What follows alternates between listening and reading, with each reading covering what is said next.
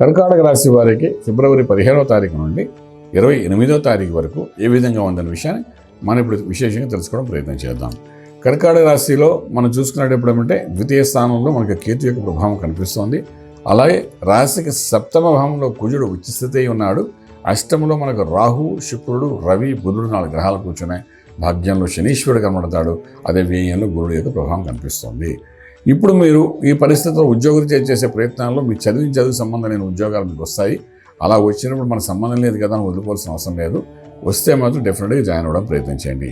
అది ఇండియాలో కానీ లేకపోతే విదేశాల్లో కానీ ఎక్కడైనప్పటికీ ఐటీలో ఉన్న, సాఫ్ట్వేర్లో ఉన్న, ఎందులో ఉన్నా మీ చదువు సంబంధం లేని కొన్ని ఉద్యోగాలు వస్తాయి.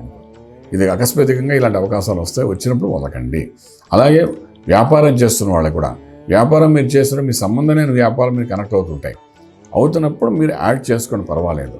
ఫర్ ఎగ్జాంపుల్ మీకు చెప్తాను, ఒకటి ఫ్రీ అని చెప్పి ఆ వ్యాపారాలు వస్తుంటే పని ఆ రెండో దానికి మీకు సంబంధం ఉండదు. కానీ రెండు కలిపితే 2 ప్రోడక్ట్స్ ఒకేసారి వెళ్ళిపోవడానికి అవకాశాలు ఉన్నాయి. సో అలా ఏంటంటే పూర్వకాలంలో ఇలాంటివన్నీ చేసేవారు కాబట్టి అటువంటి అవకాశాలు ఇక్కడ మనకు బాగానే కనిపిస్తున్నాయి.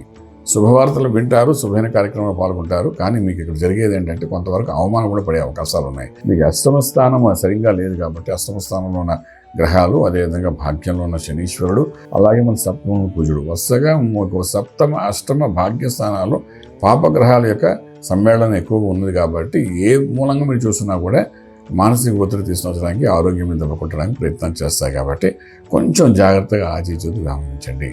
ఆహార నియమాలు ప్రాపర్గా పాటించండి. ఇప్పటి నుండి మొదలు పెట్టగలిగితే కొంత సేఫ్ జోన్లో ఉంటారు. మీకు తెలియకుండానే ఆందోళన జరుగుతుంది. ఎందుకంటే కుటుంబ స్థానంలో కూడా కేతువే ఉన్నాడు.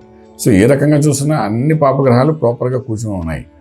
ఎవరు మనకి ఇబ్బంది పెడుతున్నారో మనకు తెలియని పరిస్థితుల్లో ఉన్నాయి. కాబట్టి కొంచెం ఈ 15 రోజులు కొంచెం నిదానంగా ఉండగలిగితే బాగుంటుంది. మన సంబంధించిన వాటిలో దూరకండి. ఇది విశేషంగా చెప్పడానికి అవకాశం. తర్వాత చదువుకునే విద్యార్థులు పెద్ద ప్రయత్నాలు ఏం చేయకండి ఇప్పుడు విదేశాల కోసం. ఎందుకంటే అందులో కొంత ఆర్థిక బలం కొంత నష్టపోయే అవకాశం ఉంది.